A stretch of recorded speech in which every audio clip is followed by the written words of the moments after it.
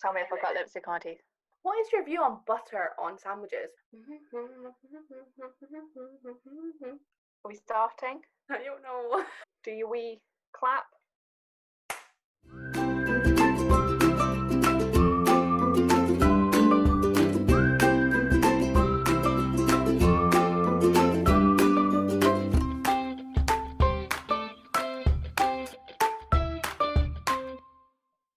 Hello and welcome to Uphill From Here. This is Cathryn. And this is Amy. And this is our the second episode. The difficult second album. We're back. People liked it. People watched it. Who knew? Who knew? So we are doing it again. Yes. We'd like to say thank you to everyone for watching last week and for all of your support. It was really amazing and people watched us. Oh my God. So yeah, we're very proud of it and thank you for your support. Yeah, and thank you for all your feedback. We've taken it all on board, so we're going to aim to make our episodes a little bit shorter. We're going to ramble less, be more concise. Try. And we've decided to make the podcast a bit more accessible. We're going to keep it on YouTube as like a web series, so you have our lovely voices, but a bit more like of a visual element as well, and just try that out. So I hope that works for everyone. That's what we're going to be doing. Absolutely, and all of our social platforms are now all set up. So we are at Uphill From Here podcast on Facebook and Instagram. Our website is uphillfromherepodcast.wordpress.com and our email is uphillfromherepodcast@gmail.com. Yeah, so we'd love to hear from you. So make sure you follow, subscribe on YouTube, send us an email what you thought, a question, a topic you want us to cover and talk about. Get in touch, talk to us. We also just want to quickly mention that we are not here to be agony aunts and to advise you how to live your life, because we're just figuring that out. So we're just here to discuss our experiences, have a little chat between friends. And if people want to listen and that helps people out, if they're maybe in the same boat, then great. But yeah. So how are we feeling about last week? Yeah, I'm all right. It was okay. Right? I think learning curve, getting the first one up was like always going to be a big thing. We've talked about it for years. And here she is. We have birthed her. She's here. No, it was scary because obviously like putting yourself out there online, whether it's in this kind of like video form or posting a picture or a status about how you're feeling, like you're always going to have like doubts about how the world perceives you. And I think that's why the topic for this week's podcast kind of came up. So yeah. So this week we're going to be covering insecurities. So that is insecurities within ourselves, within our workplace, with other people, kind of a variety of how people deal with their own insecurities. Yeah, so we may possibly touch on physical appearance and insecurities regarding your body image. So we just want to give like a quick disclaimer, a quick trigger warning. We are going to be dealing with some pretty personal and sensitive topics. Brilliant. Okay, so shall I start this week? Yeah, why not? Let's switch it round, switch things up a bit. Okay, here we go. So Cathryn's written, "Dear my work self, let's talk about insecurities. In terms of insecurities in general, you have many, but you're not prepared to share them all with the world, and that's totally okay. Usually we tend to keep most of our insecurities to ourselves when they don't affect the people around you. But work you does affect the people around you. So let's talk about that. Why do you always feel like you can't voice your opinions or concerns? You may upset someone, or someone might not like your idea, right? But you like your idea, and your opinion is no less valid. Fight your corner until someone gives you a perfectly good reason why your idea won't work or isn't even worth a try. Why do you assume that your difference of opinion will upset someone? You have quite a thick skin. Why do you assume everyone else has one as thin as drive paper? Finally, why are you obsessed with doubting your ability? No one knows everything when they start their job, so stop expecting yourself to. You're going to make mistakes, but be confident to fake it till you make it. So many other people are. Be confident in your gut feeling, and if it goes wrong, learn from it. Don't run back in your shell. See yourself as the boss woman that you love. Love your other insecurities." I think the interesting thing you touched on is something completely different to the route I took. Is in like work and your ability in your career. I have never particularly been a big believer in my own talent or my own kind of abilities, But in terms of art stuff, I kind of freak myself out and I go, but I don't know that, and I don't know anything about this, and I don't know anything about the Arts Council, and I don't understand it, and then I freak myself into thinking that I don't know anything. Yeah, like I feel like everyone has to start somewhere. And like you look at like people maybe in your industry that are doing really well and have all this experience, but they might have like 10 years on you, or they might have just had a different route than you. And that's fine. Like you need to start somewhere. So it's fine to like you said in that, which I'm a huge believer in, is fake it till you make it. People do that to get their start. And once you have that little in and you got your foot in the door, it just gets easier and easier. And I perceive other people's experience and perceive other people's knowledge as better than mine. When really I might be on par, I might just be saying different things. Yeah, it's not like you have any lesser experience, it's just you have different experience. That's all. And it's kind of that then becomes that spiral of like falling behind people, because I lose that confidence and then I will just hide, just literally run back in my shell. I go, everybody else can do this better, so I'm just going to sit at the back and help if needs be, kind of. Yeah, and I think if you put that energy out into the world that I don't know what I'm doing and I can't do this and I'm not comfortable here, I'm not confident in myself, that's what people read. But if you tell yourself, no, I can do this job, I am capable, I know what I'm doing, even if perhaps you don't, I can do this, that's what your employers, your co-workers will buy. Go in, fake it till you make it. That's going to get you places. And if you don't have that, and if you tell yourself that you can't do something and you won't achieve, then you won't. Then I won't. Yeah. And I've given that piece of advice so many times. I just don't rely on it myself. And, it can sometimes be the difference between getting a job and not getting a job. And to anyone that kind of does doubt their ability, think about it that way. When somebody comes back to you and says, your CV was really good, but we found somebody with this little bit more experience, we're really sorry, you made it shortlisted, but you didn't make cut. Kind of look back on yourself and think, right, what's the feedback from them that I need? But then where am I going wrong in this CV? Where did I sell myself short? Where did I tell myself that I don't know enough about that, so I'm not going to mention it? I think your insecurities are almost like barriers. You're putting that barrier there. Like when you're going for a job in whatever industry, I know the arts industry is extremely competitive. There's so many other barriers. There's the competition from other people. There's maybe where you are geographically. There is your experience, your skill, your degree, your training. And they're already there. If you put yourself a little barrier of doubt, like, I don't think I'm good enough, or there's someone out there that's better than me, you're adding an extra barrier for yourself to get over. So I just think if you just go in being like, no, I can do this, and I'm aware that there are other factors, just takes those barriers down. And it's important to recognize your weaknesses and be like, well, I'm not as strong there. And that doesn't need to be something that you're scared of and insecure about. That can be like, well, I'm going to go and research a training course, or I'm going to go and ask my manager, or I'm going to speak to a colleague and say, you did really great there, I loved your presentation, can you talk me through how you did that? And again, that's learning and improving yourself and how you work, but it's also complimenting someone else. Just compliment people, honestly. Just be nice. Just be nice. Like, you would not even realize if you tell someone, oh, I love that about you, or that was really kind, or you're really funny, or I really like your dress sense, or I like your work ethic. Like, think about the compliments you're giving out, because they can really like boost someone, and they could be something that they've tried out something different that day, and you've just said, I love your look, I really like that you're trying this new thing. It's so important to support the people that you love and you look up to. So shall we read your letter? Yeah, okay. Dear 15-year-old Amy, I read your diary. Sorry. You once wrote, I pretend that I don't care when I'm the ugliest in the photo. I'm so ashamed when I see pictures of myself. That breaks my heart. The girl you are, the person I was, feels so foreign to me now.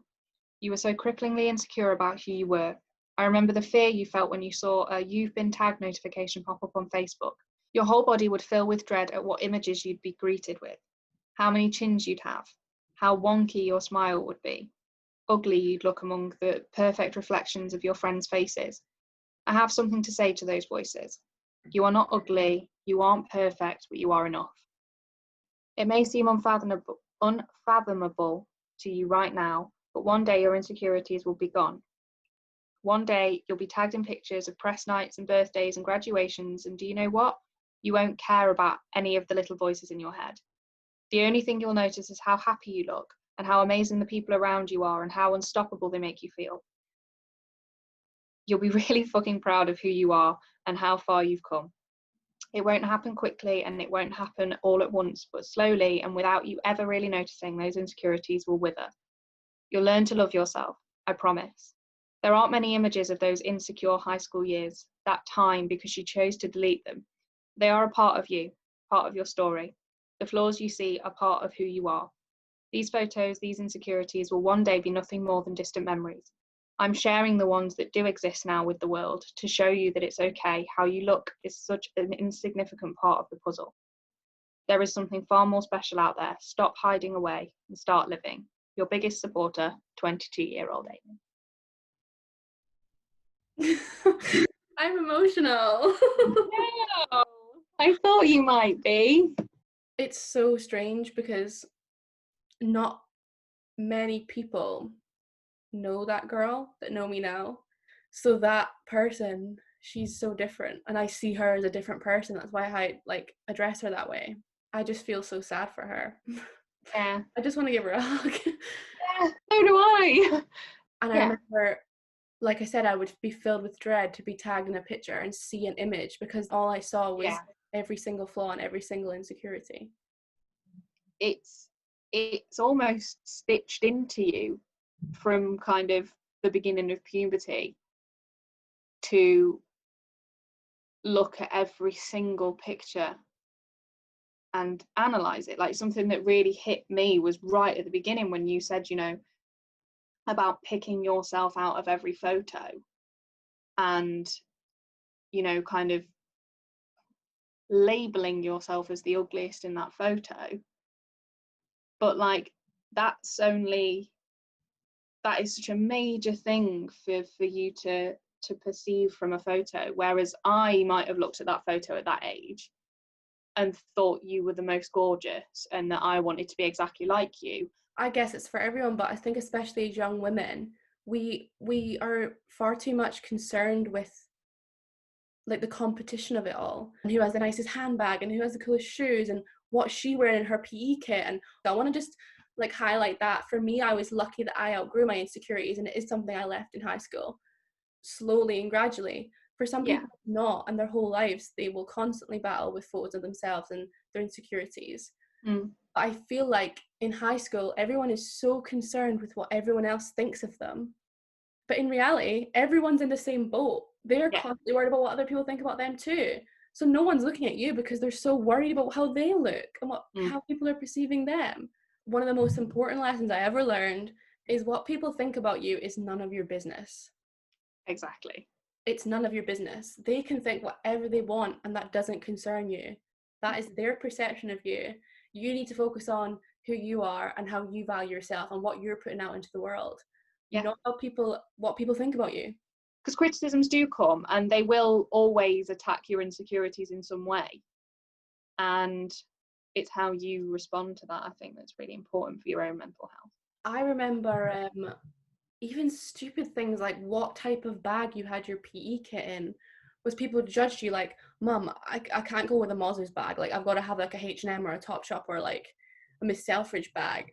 And it's like stuff like that. I wish I could just shake my 15-year-old self and be like, it doesn't matter what bag you have. It's so irrelevant. And I think it's so difficult because when you're in high school, those little things and how you look is just so important. And when you grow up, hopefully you learn that it's so irrelevant. Like, there's so much more important things that you could be working on with yourself.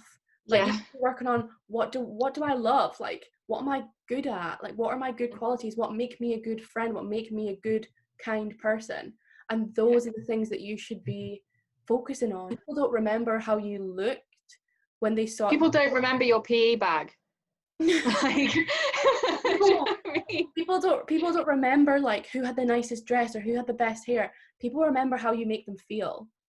And I think she was kind and she was lovely and she made time for me, and because all bloody maybe people that were popular and pretty could have been dicks, and would make people feel really shit, and they could exclude people, and that's what people remember. They don't remember that they had a Topshop bag in PE and it looked really cool.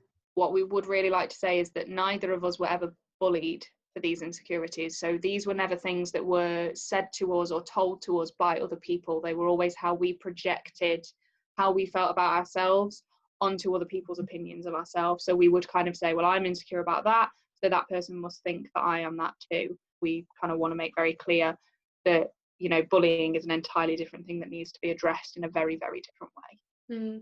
I think as well with insecurities, like, was people would often pick up on qualities about who I was as a person and like how I carried myself and like academically. I guess I wasn't bullied, like you say, like Cathryn touched on, but people definitely picked up on the fact that I was bossy or I was like geeky. And I think it's really interesting that people pick up on those and they're really negative, and suddenly that becomes, you become insecure. So when there would be like a task, I was like, oh, well, I don't want to take the lead, and suddenly like I would like hush my own voice because I'd be like, well, I don't want to come across bossy. Or if I knew the answer in class, I wouldn't shoot my hand up because, oh, well, everyone thinks, oh, well, of course Amy knows, she's a nerd. And like those are things that like I shouldn't have had to change about myself, and they're part of who I am. I'm not bossy, I'm just assertive, I'm a leader, I'm a clear communicator, I'm not a geek, I was just intelligent, and I don't think that's something that I should have ever been ashamed of or tried to like tried to hide within myself. Those are part of who I was, and you need to learn to kind of own those and to change your perception of them. You know, it's about you feeling safe and cared for and like you can be yourself within this world. I think it's like really important to mention, like, obviously, like the person I am now, like writing back that letter, like it's easy for me to say just love yourself and forget about all these insecurities. That's very easy to say, like hindsight is 2020. But obviously, like not everybody leaves their insecurities in their teenage years. Like people will develop new ones in different parts of their life, and I think and I'm not saying like it's a sudden shift into like I love myself. Like one day I woke up and I just decided I'm not going to be insecure about anything anymore. I think it's a choice you make every single day to love yourself and accept yourself. Insecurities aren't necessarily something that you need to fear. It's just something that you need to learn to kind of reframe in your mind as maybe things that you're just curious to look inside yourself. Like, why do I feel that way about a certain aspect of myself? Is there something I want to change? Who am I? Like, what is my identity and what makes up my identity? And those are things that sometimes that you know and you're confident with, and sometimes those are things that you're a little bit shy of and you're not quite sure about that area of yourself yet. It's something to explore. It can be a positive change for you within your work environment as well. It can be the case where you look at yourself and you go, okay, so I thought that was really bad. Why? Did anybody give me a reason for that?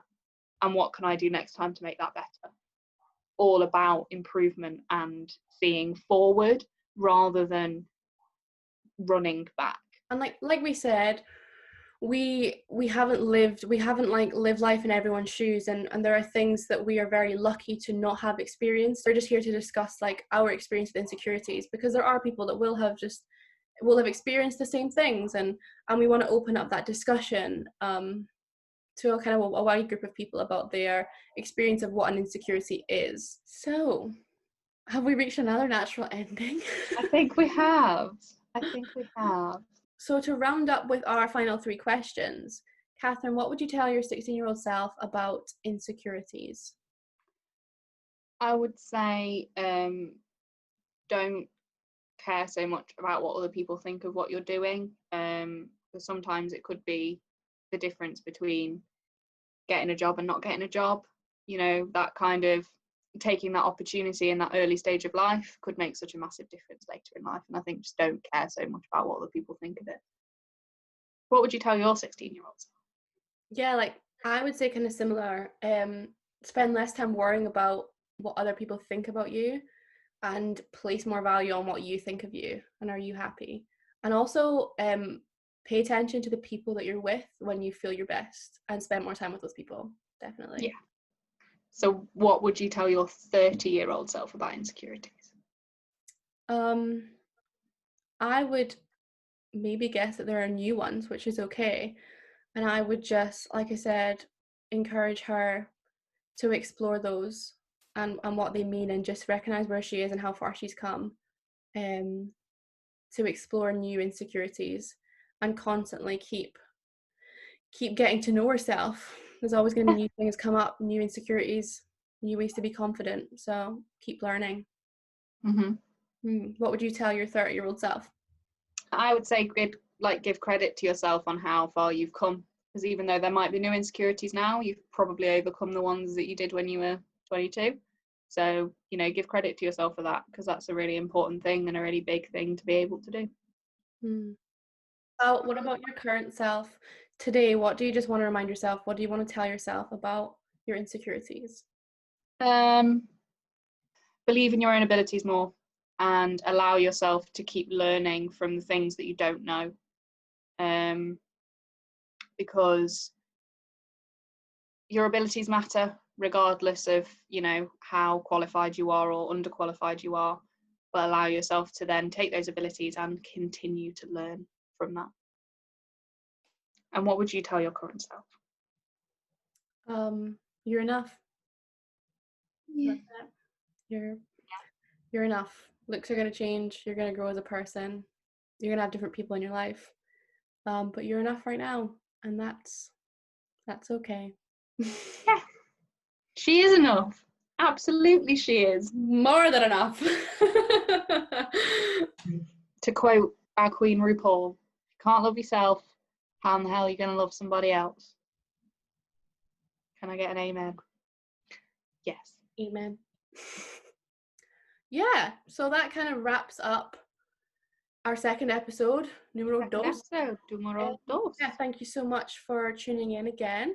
Yeah, thank you so much. If you are a first-time watcher and you didn't see last week, please go over and check that out so you kind of understand what on earth is going on here. That's over on our website, which is linked below. Also follow us on Facebook and Instagram, where we're going to kind of be posting stuff throughout the week of kind of inspiration or anything that we're getting up to, or things that we think you guys will be interested in. And please feel free to send us an email about anything you want us to talk about, anything you want to know. If you want to send us your anonymous letters and use this as your mantelpiece as well, please feel free. Yeah. Fabulous. So we will see you next Thursday. Yeah, next Thursday. We'll see you very soon. Thank you very much for watching. Bye, everyone. Bye. Bye.